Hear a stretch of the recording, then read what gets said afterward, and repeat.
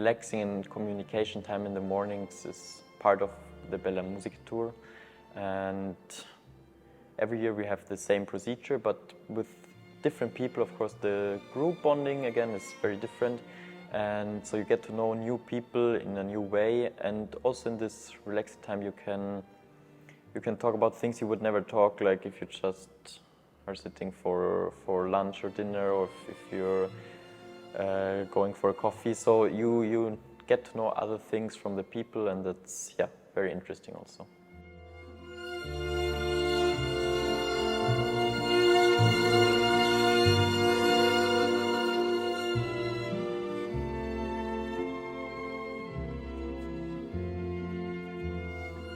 Honestly, I thought, wow, that's very crazy what I'm doing here, like painting a picture. I'm not the best drawer, it's awful what I did.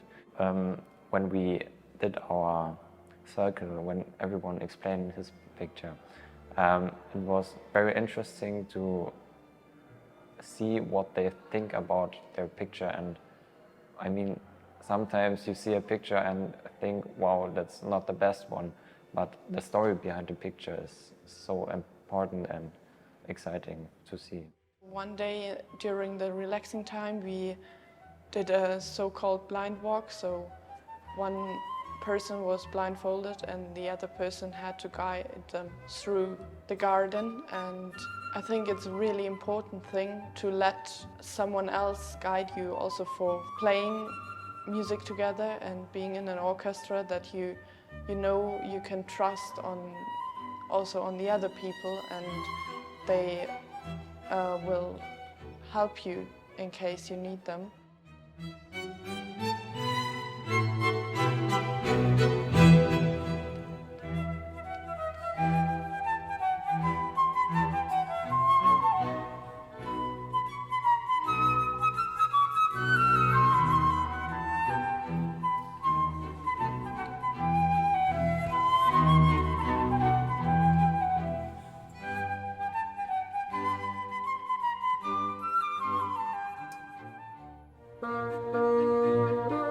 There is a connection between Mozart and the whole group. You go this path he once made, and I think that's a very cool feeling to experience the same way he did.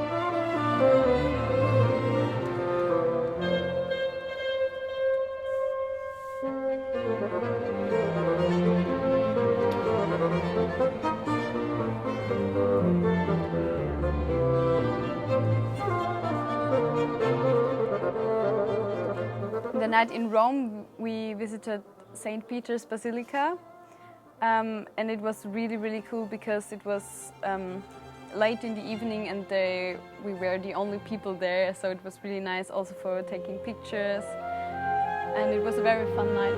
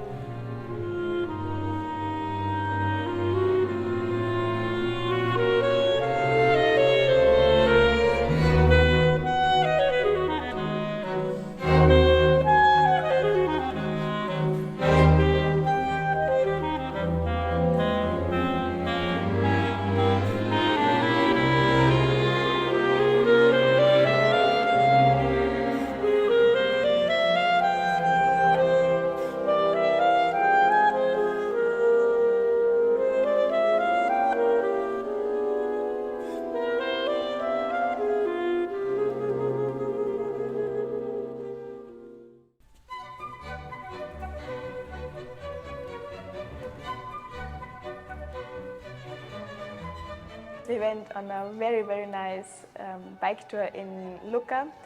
It was amazing. Everyone had a bike, and we were with our Bella Musica t-shirts riding through the city and seeing all the beautiful churches and like looking for the city. There was a guide with us, and she told us very interesting facts about Lucca. I think it's a good thing to go by bike because you can experience more in less time, and yeah, we had a lot of fun and it was great.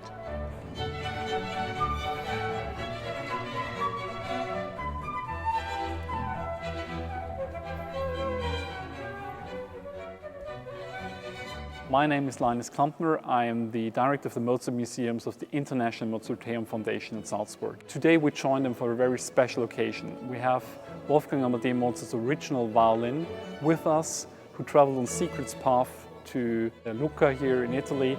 For us it's very important that we use these instruments from Wolfgang Amadeus Mozart from time to time for concerts, because that's the reason why they're in such a good condition. We inherited them from the family in the 1840s. Many of the instruments, this very specific one, the concert violin made by Pietro Antonio dalla Costa in 1764, an instrument from Treviso, Italy, was a present by one of our patrons a couple of years ago.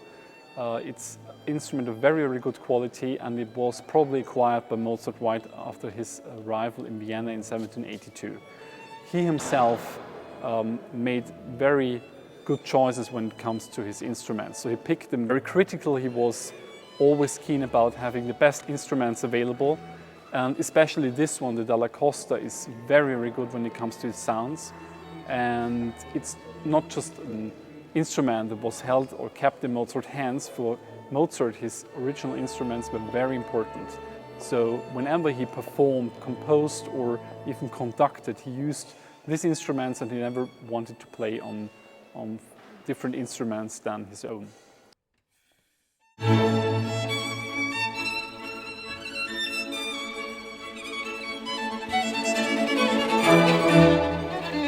Yeah, I had the big honor to play the original violin of Mozart in Lucca, and it was a very big honor, and I enjoyed it a lot. It was very nice to play Mozart on it because I had the feeling you can express what you want with this violin. The sound of this instrument is so beautiful, has beautiful colors, and is really nice to play.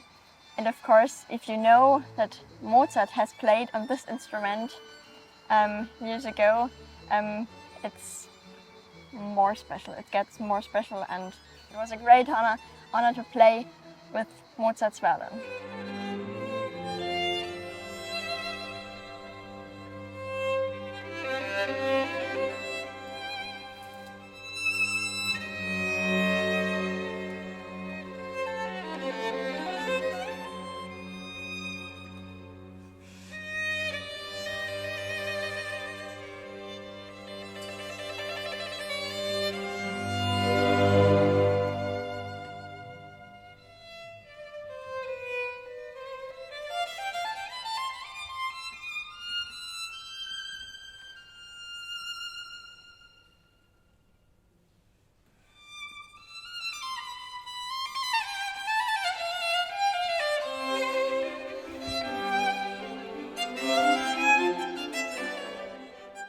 It was also very special that it was in Italy and in Lucca and in this beautiful church where the violin sounded not even more bombastic and colorful.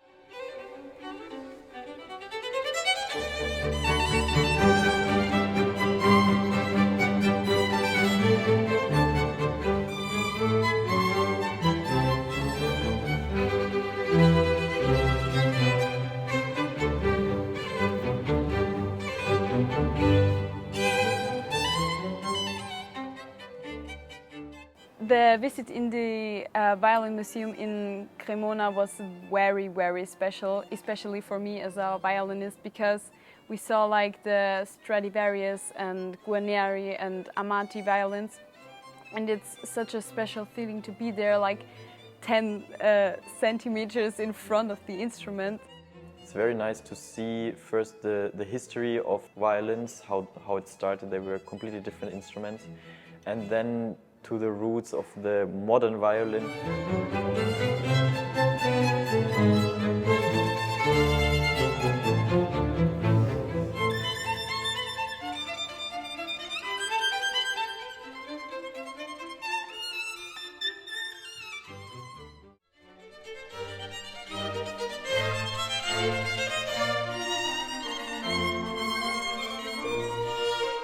The atmosphere in the group, I think that's very happy, it's very fun, it's very relaxed.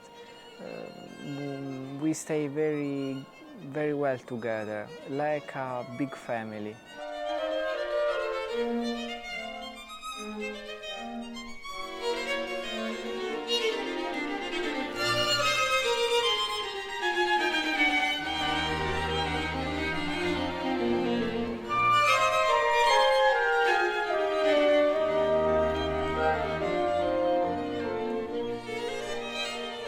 I liked the concert in Cremona most because it was a very special concert hall.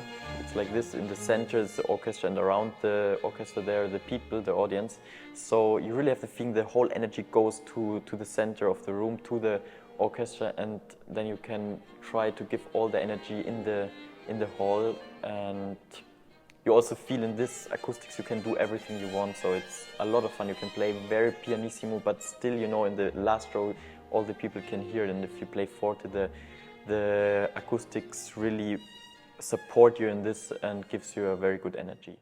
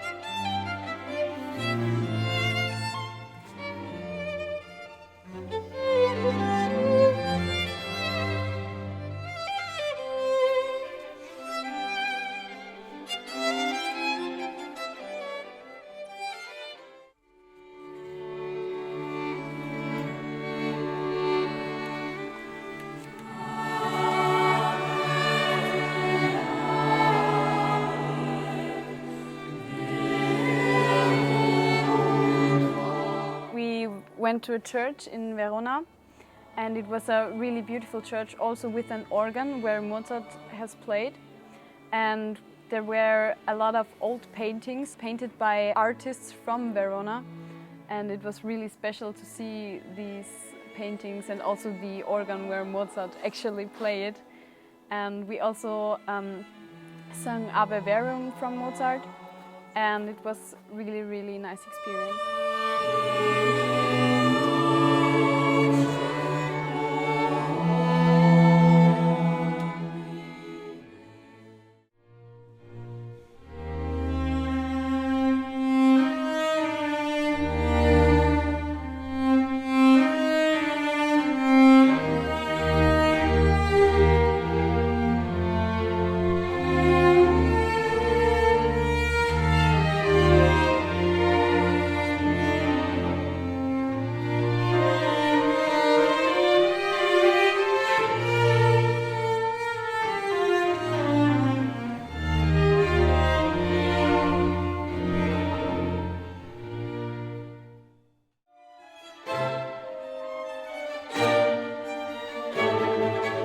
in Bolzano we also had a small tour through the city. So first we started at the Conservatorium of Bolzano, where they mentioned that Mozart was actually 6 times in Bolzano when he went to Italy. And we went to the building where he was staying when he visited Bolzano. It's so incredibly easy to talk to anyone, and there's always a vibe going on, and it's funny, and the people are so kind, and it's just very, very great. I don't want to leave, to be honest.